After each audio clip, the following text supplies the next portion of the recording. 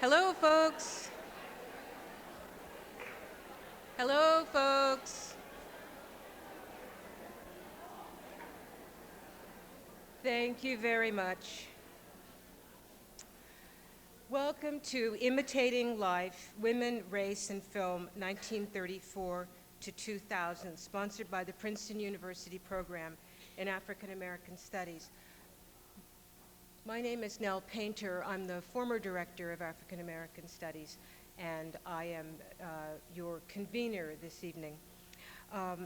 What we're going to do is, over this evening and tomorrow, is explore Hollywood's portrayal of women, especially African American women, and themes of race and power. And we're doing this around the various versions of imitation of life. I'm absolutely astonished by the longevity of the issues. I suppose I should say I'm really depressed by the longevity of the issues, particularly the color bar, which still exists, and the way that Hollywood has portrayed it as an individual problem or an individual tragedy. So let's hope that our discussions over the next day or so and afterwards can take a whack at that color bar.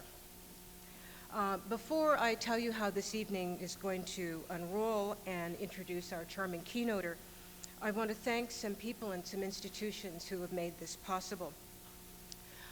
The original idea came from Brooke Kroger, who is the biographer of Fannie Hurst. Brooke, would you stand up wherever you are so we can thank you very much?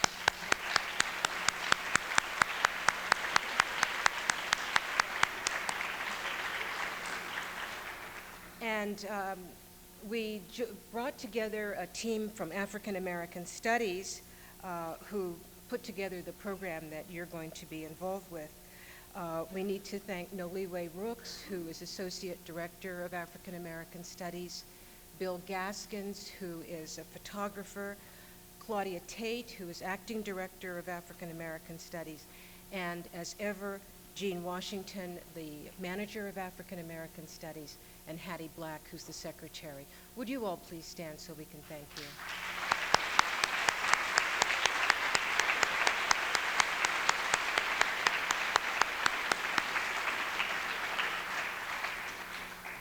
No matter how wonderful and dedicated and imaginative and smart the people, you know that we also need material support. And I'd like to thank the National Endowment for the Humanities, the New Jersey Council for the Humanities, and HBO, all of whom provided that support, and also a special grant from the Office of the Provost. So let's thank the money people too.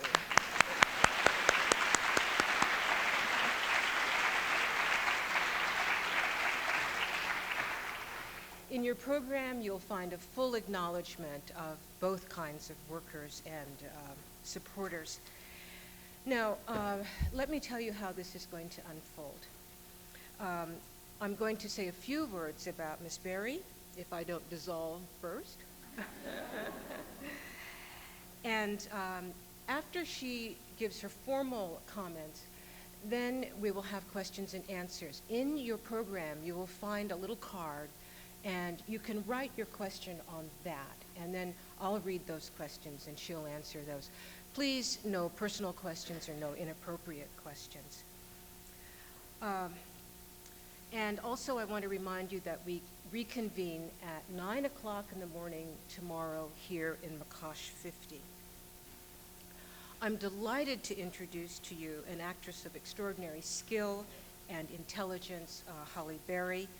Ms. Berry's career is one of demanding roles and honors. You know many of her films well. Let me just mention that she has accepted roles of political and historical importance.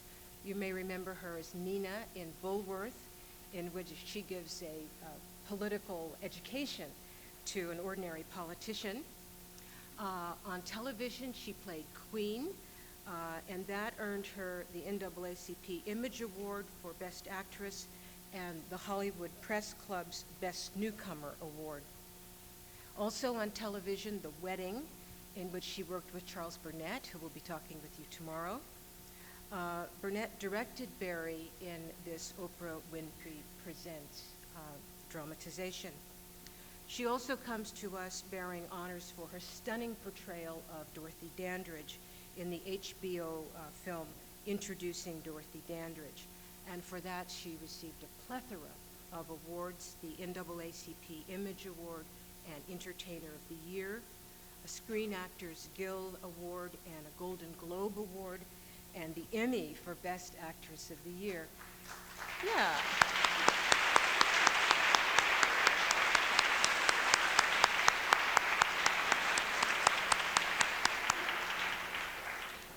Her thoughts on portraying Dorothy Dandridge make her a perfect keynoter for this conference. Please welcome Halle Berry to Princeton and African American Studies.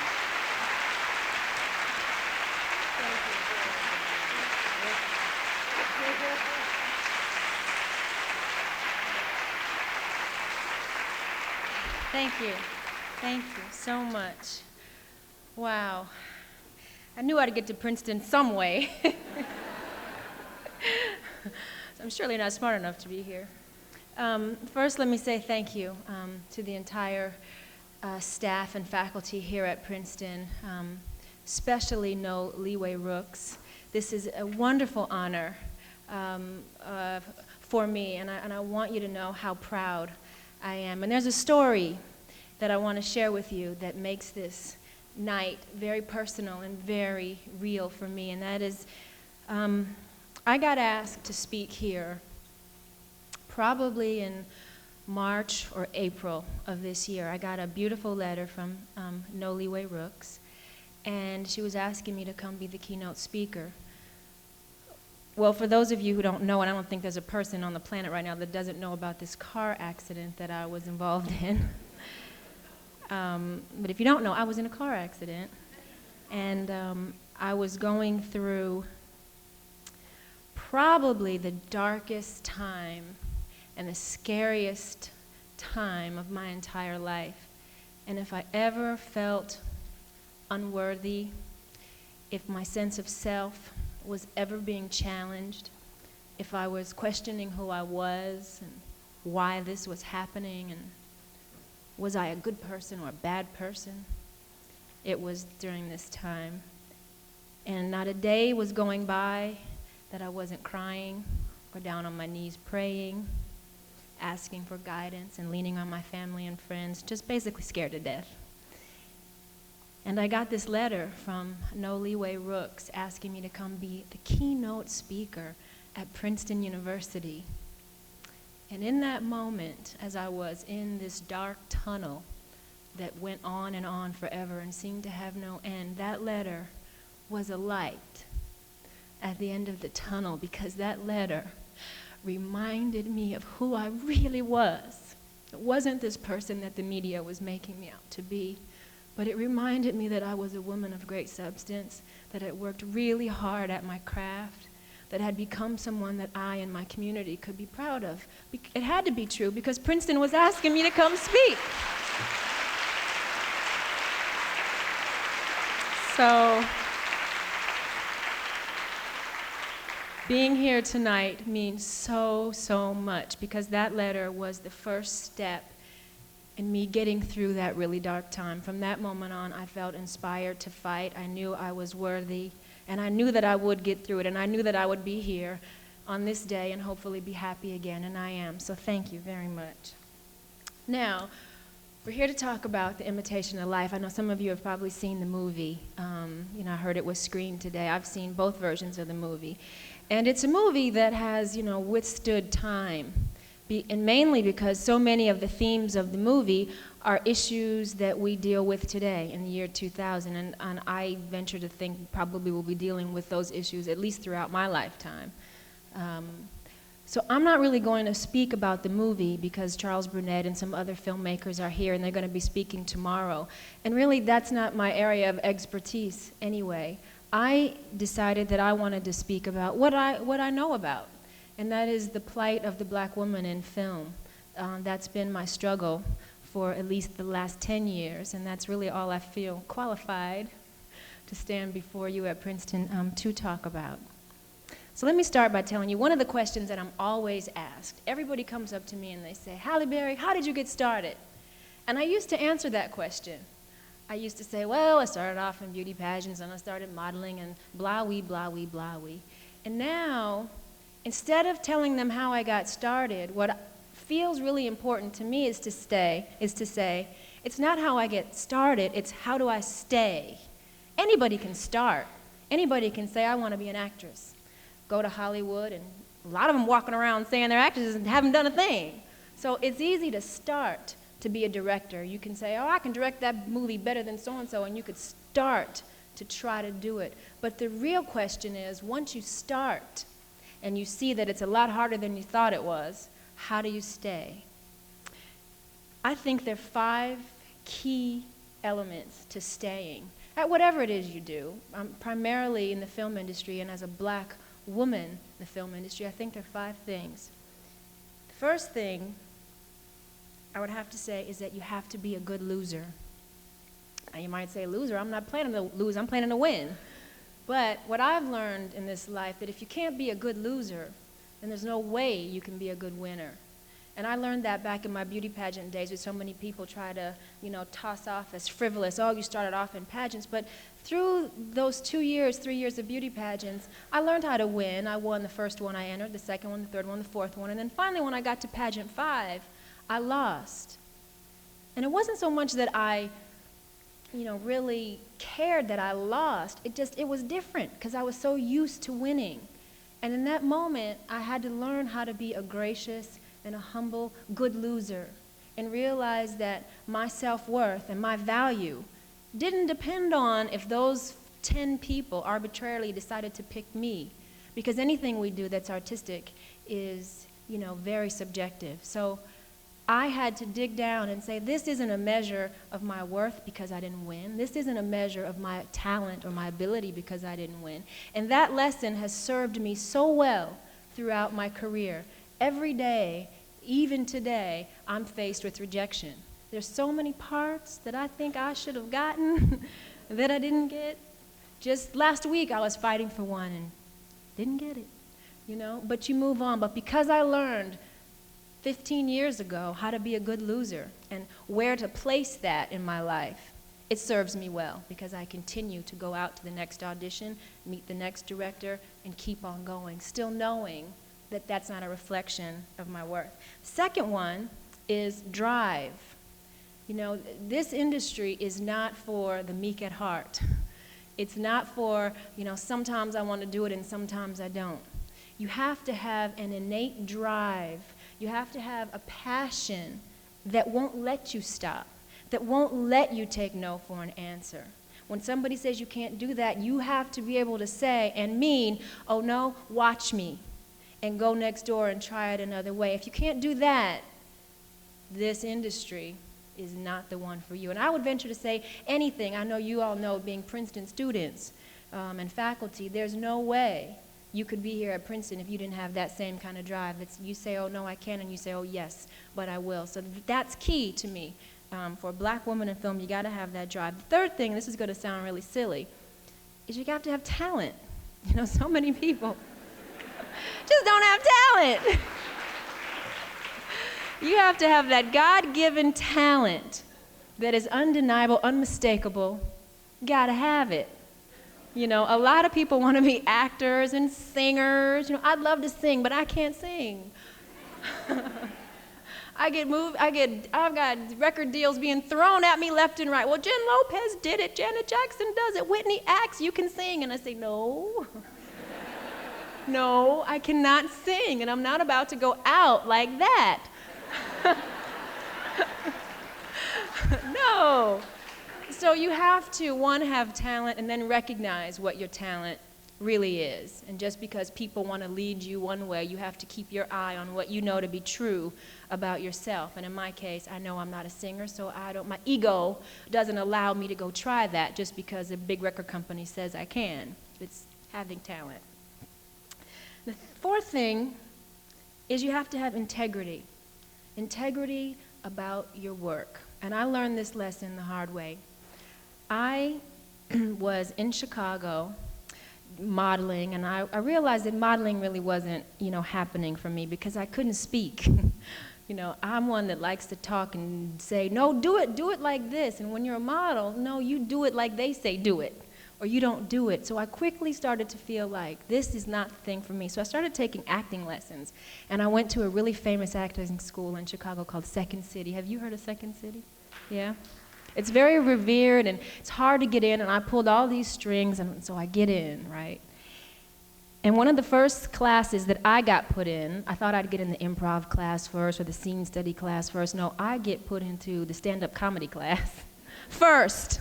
So I'm in this class, and the professor tells us, okay, next week prepare a stand-up routine. And everybody has to do it. And I mean, just sheer terror struck me. And I thought, oh my gosh, I can't even act, let alone get up here and do comedy. So I go away, and on that Friday night, I had to have my stand-up routine prepared for that Monday. On that Friday night, I go out to a comedy club, and I see this black comedian, this woman, and she's really funny. So guess what I do? Start writing it down, right? I got this covered. Go back to class, do her whole thing, and be fabulous, right? Get to class. Who do you think is our guest speaker? Her.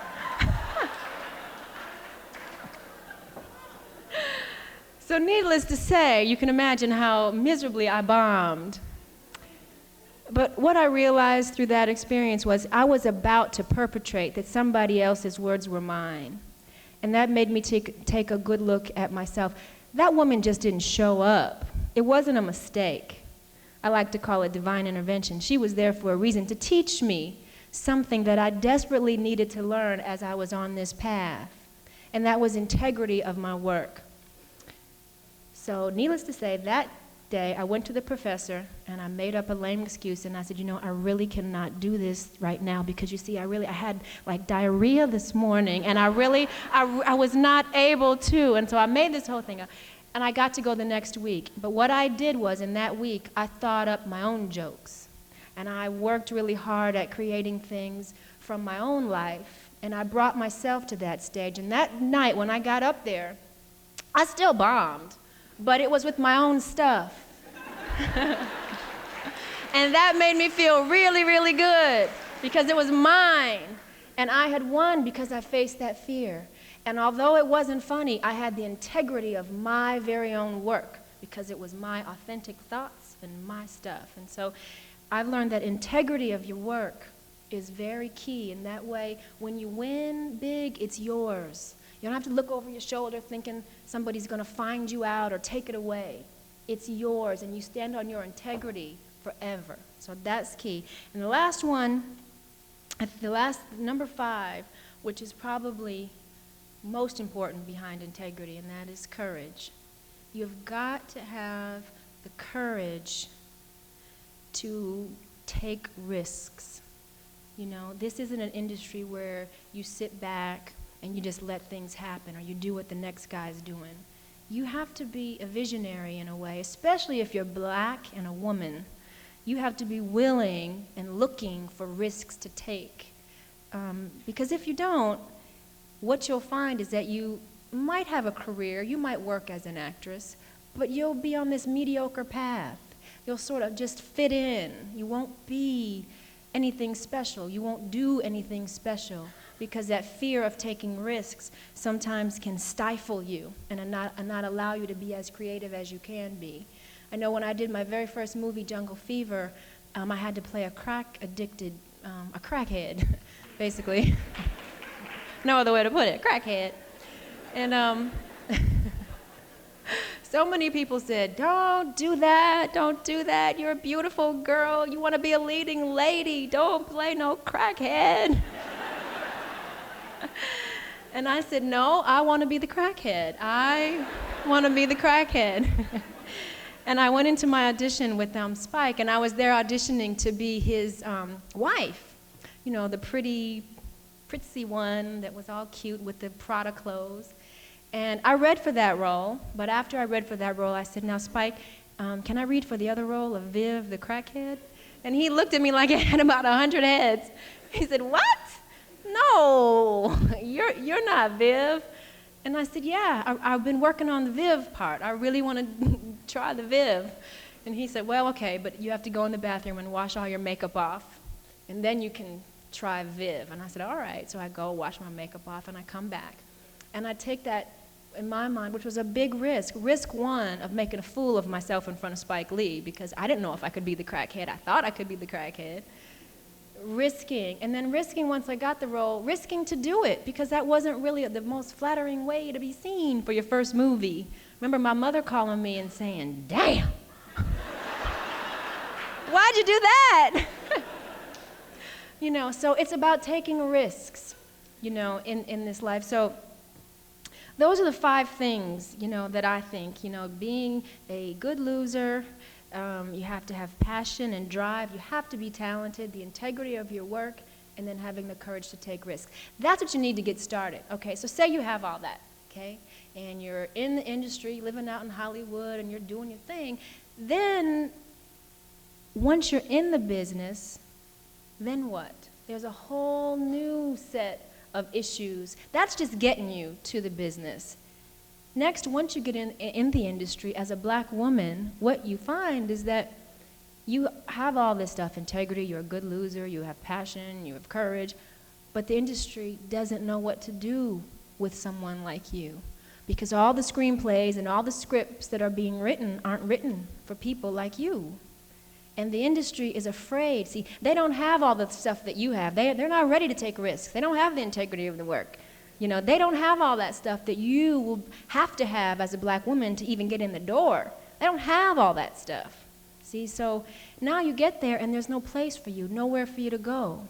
And so what happens to many of us is we become very jaded, we're frustrated, and a lot of us give up. And that's why you haven't seen so many of us since the days of Dorothy Dandridge and Lena Horne, because we give up, because it's too hard. It seems like there's no way, you know, in sight. And I remember when I was auditioning for Losing Isaiah, I'm about to play another crack-addicted mother. They told me, well, she's too pretty, there's no way. I'd already done Viv in Jungle Fever, and I'd given them that tape, and I said, I can do a really good crackhead, see? They still didn't, they said, no. You're just too pretty. So now it wasn't that I was black, now I'm too pretty. I'm like, gee, you know, what is a girl to do? And then I was in this movie, Strictly Business, and they said I needed to be black. Okay, I was black, but now I was too light. Wasn't black enough. I thought, gee, man, and then I go and I do this movie called Baps, and people, see?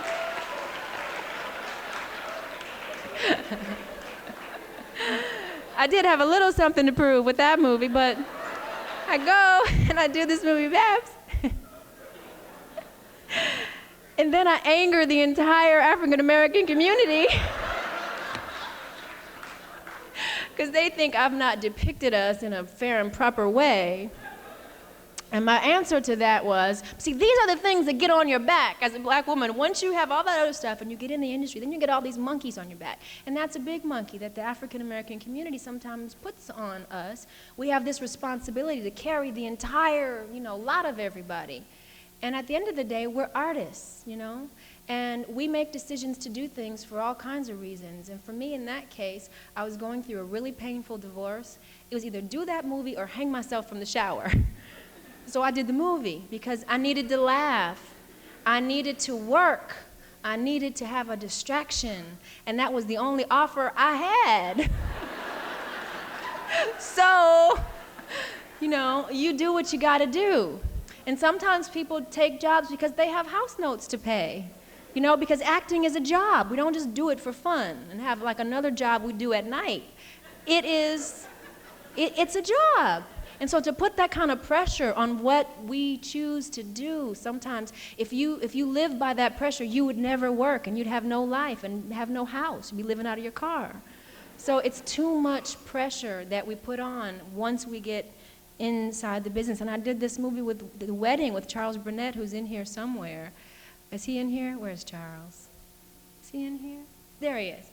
I did this movie, Charles Burnett, back there with his glasses on. I did this movie, The Wedding, with Charles, who's an amazing director, and I was so excited when I got that movie. Oprah Winfrey did that movie to work with Charles, and he and I had to go to battle, didn't we, Charles, with the people about the script. Now here we are, we're so happy we're working with Oprah. It wasn't Oprah's fault. Oprah wasn't even there, y'all. She didn't even come down there, so this isn't a slam against Oprah in any way. She gave us an amazing opportunity, but the people that we were dealing with, you know, we had to fight tooth and nail to get a script that had integrity, that made sense. And sometimes, you know, that's another part of the job once you get in. Being black people, knowing that it's okay for us to stand up and fight for what we know to be right. Because so often we get put in that box where we have to do what somebody tells us to do, that we don't have a voice. Sometimes we're afraid to speak what we know to be truth, and we go along with. You know, and when you get inside the business, you have to challenge yourself to be able to stand up. And luckily, I had a director like Charles who was willing to fight that fight. And we fought that fight, and I think came up with a project that we both could really be proud of. But that's part of fighting the fight as African-American artist, director, actress, whatever you are. You have to always be up, you know, for the good fight. And the last example I'm going to give you about once you get in the business, now you also have to, as a black actress, try to fight for roles that aren't written for black people. That's how real change will ultimately start. And I know when I did this movie called The Flintstones, I fought really hard, and everybody laughed. See the laughter, everybody laughed. Well, that's a cartoon, you know, that's no big deal. So you got in The Flintstones. But, but what that meant was, you know, Bedrock needed to be integrated. It did. I remember when I had the meeting with the director, they really wanted Sharon Stone. That's why my character, her name was Rosetta Stone, and they thought it would be a really cool spoof if Sharon Stone really played Rosetta Stone. Well, I got my agent to get me a meeting with the director, and after he got over the fact that I had the courage and balls to show up, he said, well, you know, we're looking for Sharon Stone. And I said, I know. And I put it back to him in a very intelligent, nice way. I said, how can you make a movie that's for children of the 90s and not have any black representation in this movie? How can you, in good conscience, make a movie? I'm not saying we have to be Betty or Wilma or Fred or Barney. But surely it can be Rosetta Stone. There needs to be a person of color represented, because this is what the children are seeing. And you need to think about that. So I did my little audition and slinked all around the room, and then the next day I got the call that I had gotten the part. So that's another way that once you get in the door, you have an obligation to fight the fight. Not every time, because you do want to be an artist and have freedom, but you have to be mindful that you have to fight the fight. And the last part of once you get in the business is you have to dream, you know. You have to dare dream a dream, because dreams don't come true if you don't dream them first. Dreams don't just appear, you know. And in my case, I had a dream 7 years ago to make a movie called Introducing Dorothy Dandridge, about the life of a woman that I just love and adore. It was just a dream, you know. Who would have ever thought? I thought, well, maybe I'll do that one day. And I tried and I tried and I tried to no avail. Nobody would hear of making the movie. So I thought, well, you know what? I'll go buy a book. That'll get them to make a movie. I'll get a book. Got a book, nobody still. Shopped it all around the city. Nobody wanted to make this movie. Nobody knew who she was, and it seemed like nobody really cared. I thought, okay, I'll get a script. Somebody will make the movie. I'll get a script. They'll say yes. Got a script. Still, nobody wanted to make the movie. So finally, HBO, after 5 years, finally, HBO was the only studio in the entire town that was willing to make this movie. And it literally was a passion, a dream. It was always in the back of my mind as I was doing BAPS and every other movie that I did. That was always in the back of my mind as a hope and a dream. And so to see that come to fruition, if I can make that happen, I say to each and every one of you in here, if this is your dream, whether it be as an actor, a producer, a director, a writer, a studio exec, whatever it is, you have to dream the dream first. Dream the dream and stick to the beaten path to accomplish that goal and make that dream become a reality. That's all you have to do. There's no mystery in it. People say all the time, man, how'd you do that? I just decided I was going to. And it really is as simple as that. Decide you want to do something, and you'll make it happen for yourself. Every day you decide you're going to get up, put on your clothes, and come wherever you go, and you do it. Don't you? You do it because you have to do it. Find something that you can be that passionate about, that you have to do it. And it'll seem as easy as putting on your shoes and socks and your coat and going off to work once you get it done. That's what I feel like. Now that that dream has come true, I think it was as easy as that because it was my passion. Any day that I spent worrying about it, fighting for it, I didn't even feel it because it was my passion. It was what I was supposed to do. It's what I was meant to do. So finally, I want to talk about one more thing, and this is because this is current. And you might hear about it pretty soon, so I thought, let me take this chance to talk about it at Princeton first.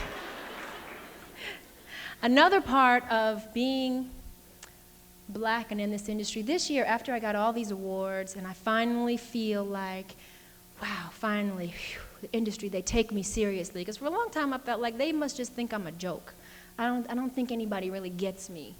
And so this year, I finally got some professional acceptance, and I feel like I'm part of that Hollywood club. And now I'm facing an issue with the movie that I'm about to start. It's called Swordfish with John Travolta. And I'm facing an issue for the first time in my career of approaching nudity in film. And for 10 years, that's how long I've been a working actress, I've said, no.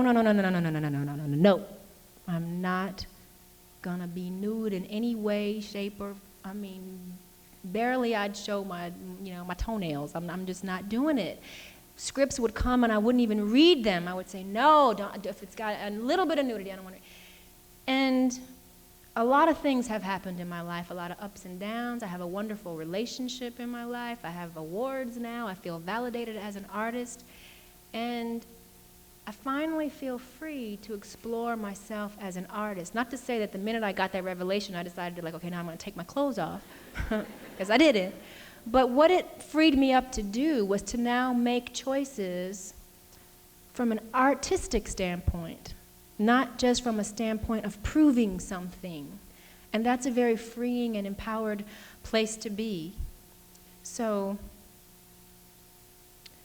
I'm deciding on this movie.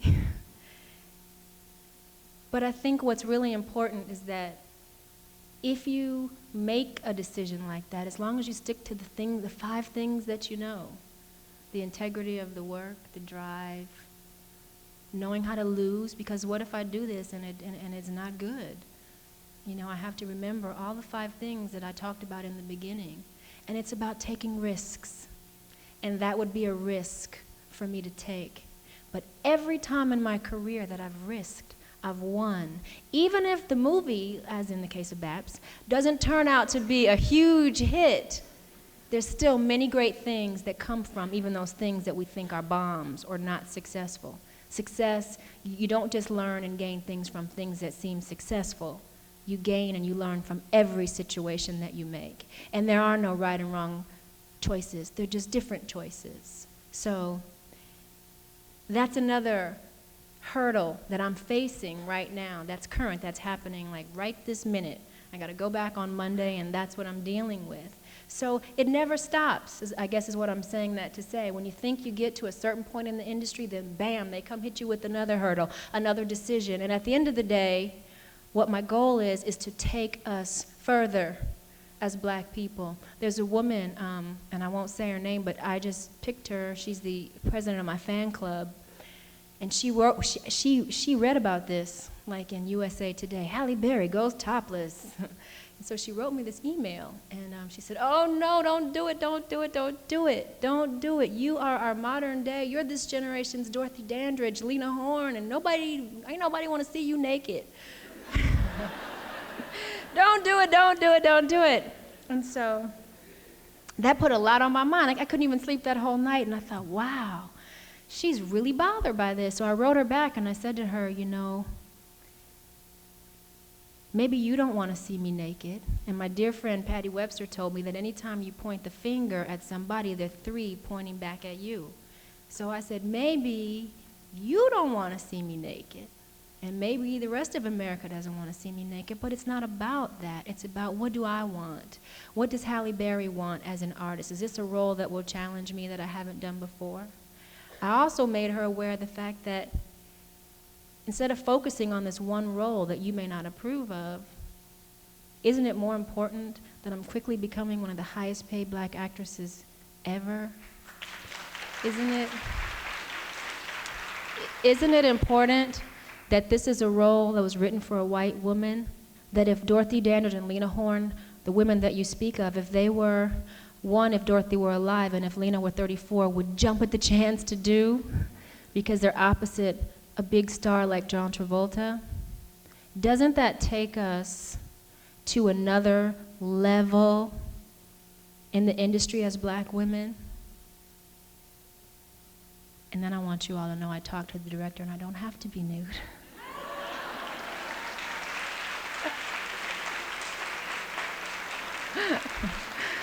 But my mind is open to it.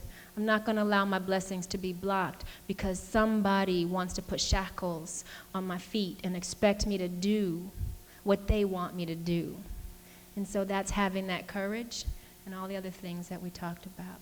So I hope in some way sharing with you what my struggles have been, the ups and the downs, the highs and lows, have helped you get a better insight. And I know that you probably, maybe you have questions, things that I didn't touch on that maybe you want to know.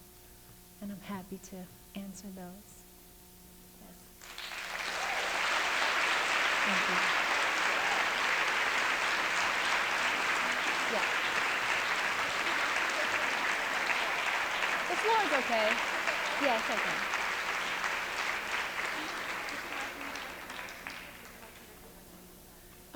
I think I can recognize them. Just hope I can hear them.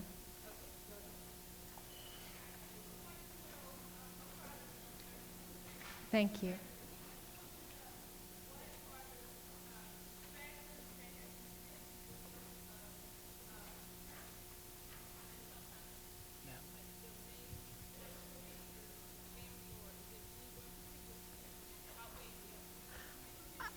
I'll repeat the question. She wanted to know what are the contributing factors that have added to my sense of courage and strength. Well, it started, growing up. I have a strong, very strong mother, very strong mother. She's a white woman that raised 2 black kids all by herself. So that was my image of what a woman was when I grew up. My mother is a fighter, never quits and never takes no. So that was instilled in me early. And the other part of it was having, my life, I've had a lot of ups and downs. I've learned a lot of lessons the hard way, and oftentimes in a public way. And great strength and confidence comes through that. And when you go through very hard times and you see that you survive, you then gain courage because no matter what you're dealing with, no matter what choice you make, what risk you take, whether if the outcome is good or seemingly bad, you'll survive it because you survive much worse. And when you know you can do that, you take chances at free will because you know it'll be all good. You're welcome.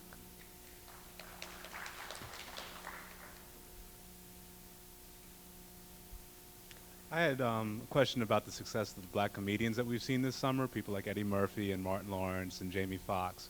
We've seen this kind of resurgence of black comedy as the center of money-making in Hollywood. And I was wondering what you thought about why we don't see black women comedians experiencing the same kind of success, and also what you think of the roles black women are playing in those kinds of movies. Okay. Why we don't see black women, I think, not only do we deal with racism in this country, but sexism. Why don't we see a lot of women doing a lot of things that women should be doing? And I think that's really the answer. Eventually, we will. We're just trying to right now get a black woman to sort of break through and be a crossover artist. We're trying to just get one, right now. And that's why you don't see it, because there are none. We're still on that fight, the fight that I'm fighting every day. and it's still a fight. And what I think about women in those roles, it goes back to what I said to you earlier. We have to work. At the end of the day, we're actresses, and you can choose not to do something that is, very degrading or very sexist or exploitive. But at the end of the day, if you can't really say that it's any of those three things that morally mess with the fiber of who you are, you have to work, you have to eat, you have bills to pay. This is what people choose to do. We're actors, and they're not always, going to be introducing Dorothy Dandridge, a great role, a tour de force role for a woman. Sometimes we take lesser roles to just try different things, or maybe work with really good directors or really good actors that we want to work with, because a career is about building. Little baby steps. So I applaud those women because they're working and they're black, and that's really a good thing. Yes.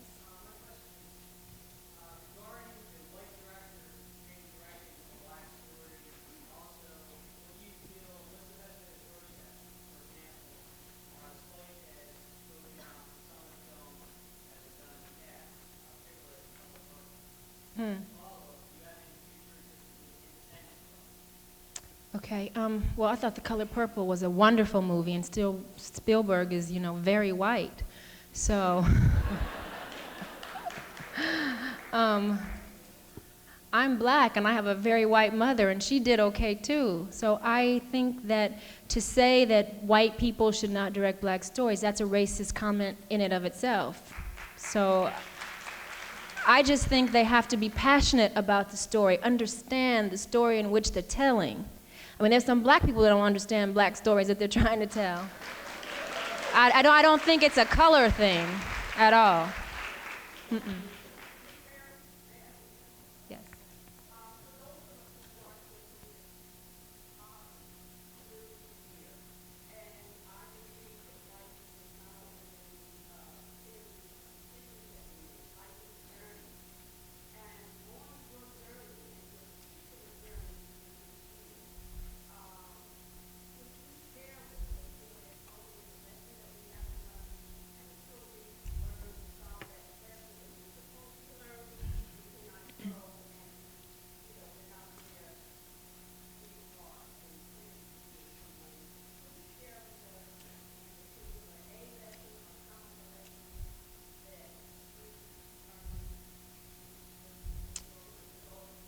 All of the ups and downs.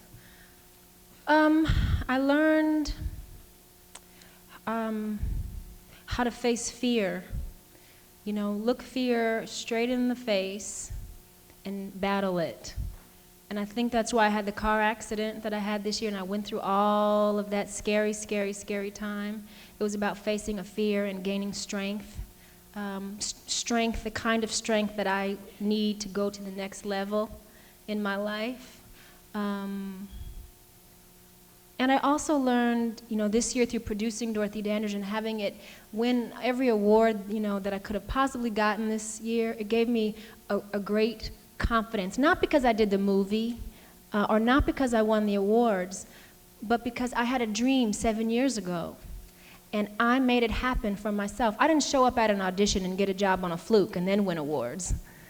I made that happen for myself, and with that came a great sense of success, which I didn't feel until this year. But it's not because of the awards, it's because I made a dream happen for myself, and that empowering feeling makes me know I can go out and I can do it again. I can do something else for myself. It may take 7 years, but I got time, I don't plan on going anywhere. And that's the joy of life, to always be working towards something. Once you accomplish everything you want to do, then you die. So I'm much more confident, and I finally feel successful this year because of that.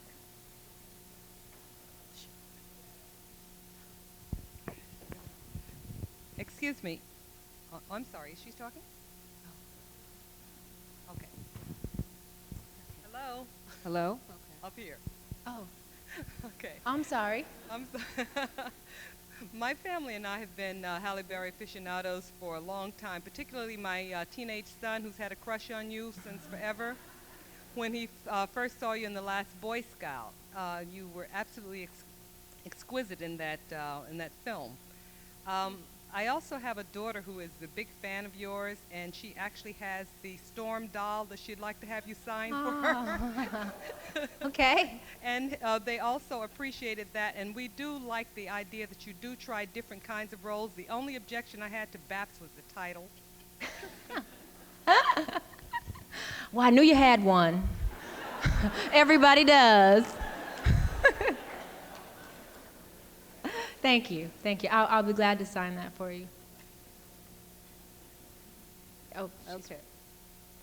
I just wanted to say, me and my daughter, we love your work. And Thank I you. just wish you all of God's best. Thank you. Your new year and so forth. And wanted to ask you, are you planning on doing any more bio roles? And if so, whom would you like to portray? I'll never say never, but right now it feels like Dorothy Dandridge seems to be my definitive piece, my definitive bio piece. As the years go by, I may develop a passion for someone else. I used to want to play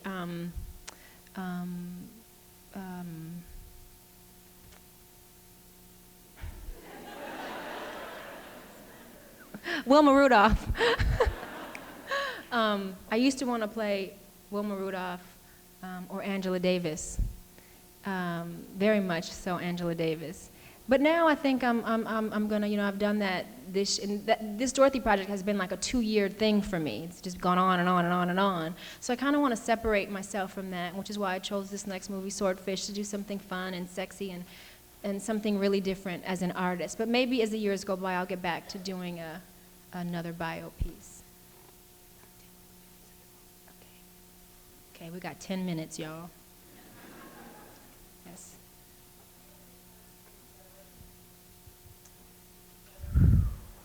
I don't know.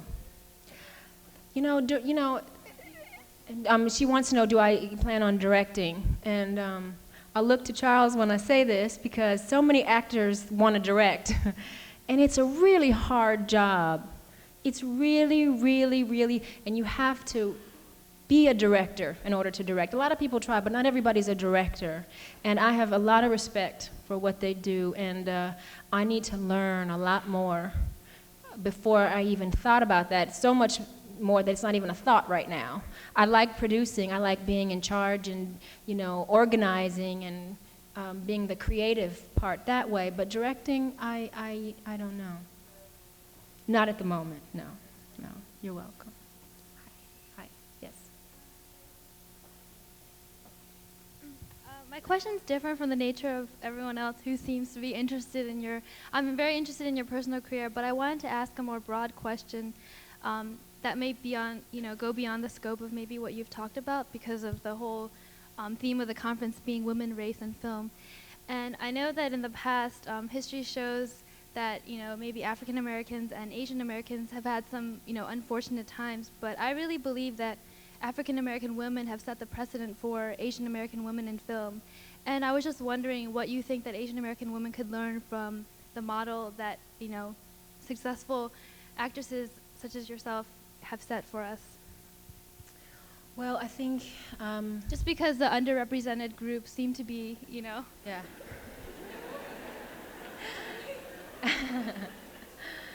I think your struggle will be very much like ours. The Latino actresses too. Basically anything other than white, any person of color has a very similar struggle. But there is just something about being black that feels harder to me, because it seems that sometimes the white culture accepts Latinos a lot quicker and will probably start accepting Asian actresses a lot quicker once you all make up your mind that that's what you want to start to try to do. They'll probably accept you a little bit more readily than they do us. Why that is, that's the plight of America, of where we are. Our struggle just seems, maybe because we've been more oppressed, maybe because we are associated with such negative stereotypes in this country, I don't know, but I think your road it will be a difficult one, but I think Asian actresses will have success. You guys have to just decide that's what you want to do. You're welcome. Yes.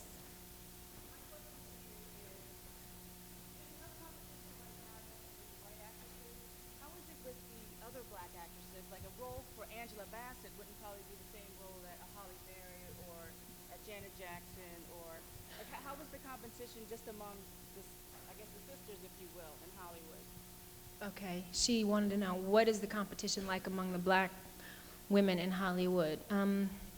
It's pretty fierce because everybody's trying to get the same one part, you know. But the good thing is, and this made me feel really good, I just recently did a cover of Essence magazine with like maybe 8 or 9 of the other black actresses in Hollywood. And it was a beautiful cover because it really felt good on that day because we all came together and we were all so supportive of one another, and for so long it hadn't been the case. Everybody was because that's how you get when you're scratching for one role, you know. But because now we have a few more choices than we used to have, and so I think we have a lot of love for each other, a lot more than we used to have. But don't get me wrong, there's still, there's competitive juices between white actors, and especially actresses, because although there's much more work for white actresses, they're still women, and they still suffer from what every woman in Hollywood suffers from, is finding quality pieces of work. It's very much a male-driven, male-oriented business. So, the white girls have cat fights, too, over their little roles that they have, too. So it's not just a black thing. It's hard for women in general. Yes. My new website, you want to know about? My new website is called Hollywood.com, and not too creative, but and there's a little caricature that I designed that's supposed to be me, but not me. It's like my alter ego, and I have a fashion and beauty page on there. I have a page of like personal pictures, and the newest thing that I've been doing is I just started a fan club, and I just had a contest, a nationwide search for a fan club president. And after reviewing all the applications, I ended up picking 2 people, a 12-year-old girl and like a 33-year-old woman. And I did that so that I could get the perspective of more mature adult women and then 12-year-olds, so that I'm covering what kids want and what adults want, because my fan base is that vast.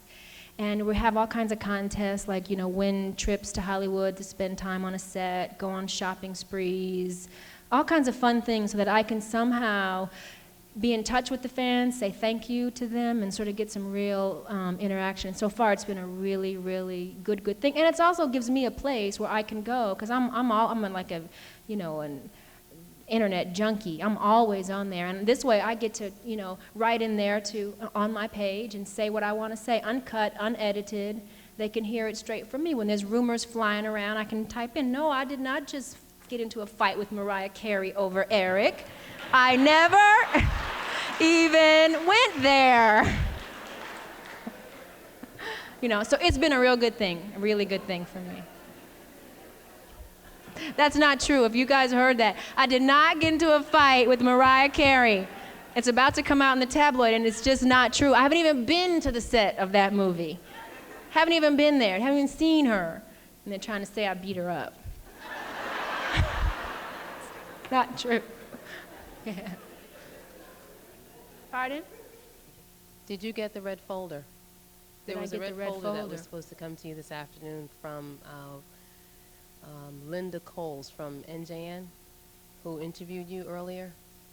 She was supposed to give you a red folder. What was in the red folder? what was in it? It was a story that that I wrote. Oh, but it wasn't in a folder about a book idea or a movie idea? Something like that. I did get that, but it Okay. wasn't in a red folder. It wasn't. Oh, okay. She took it out of the red But folder. I got it. Was Okay. that from you? That's me. Oh, thank you. Okay. Thank you very much. I haven't read it yet, but I will. Okay. One more question. There's someone up here. Okay, I have one more question, then I have to go. Okay.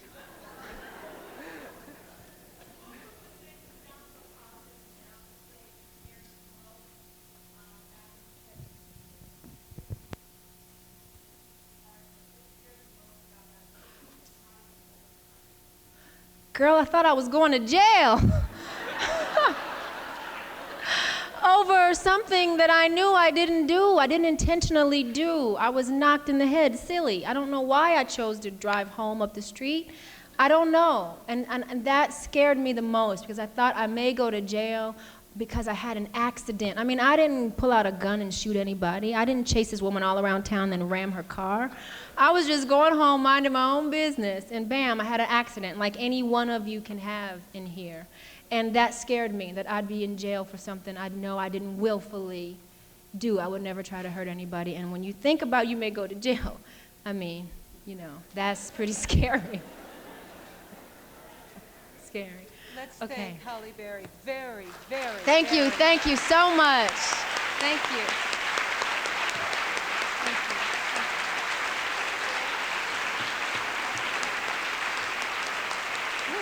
It is hard, isn't it? Thank you very much. That was wonderful. You did great. You did great.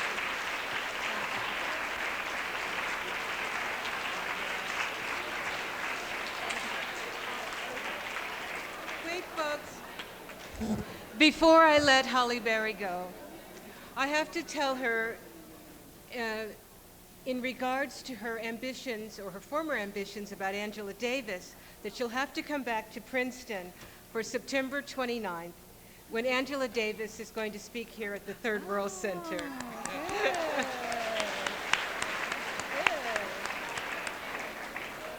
Everybody but the press people may go. Press people, please come down. Where's Bill? Right here. And Bill will take care of you. Thanks a lot. See you tomorrow. Here's a pen. You get all blue, but there's a pen. I don't know if this will work.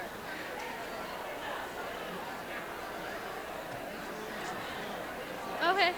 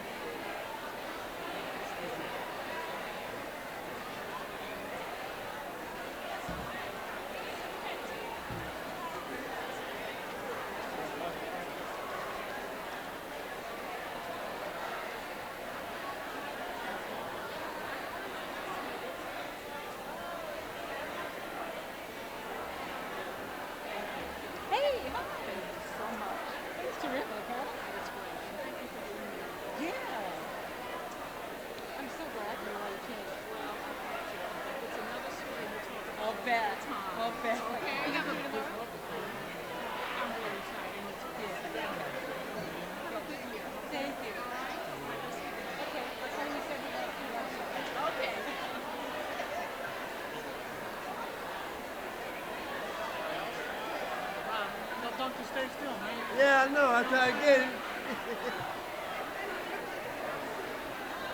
And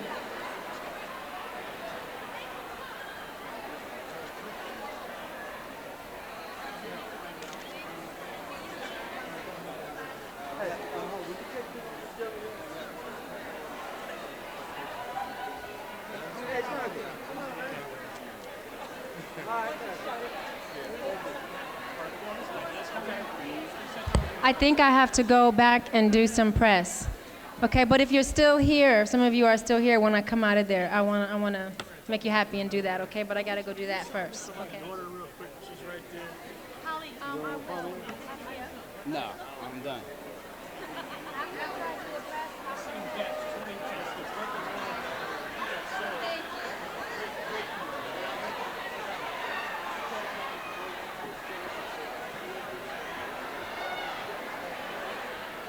She said, here's a pig.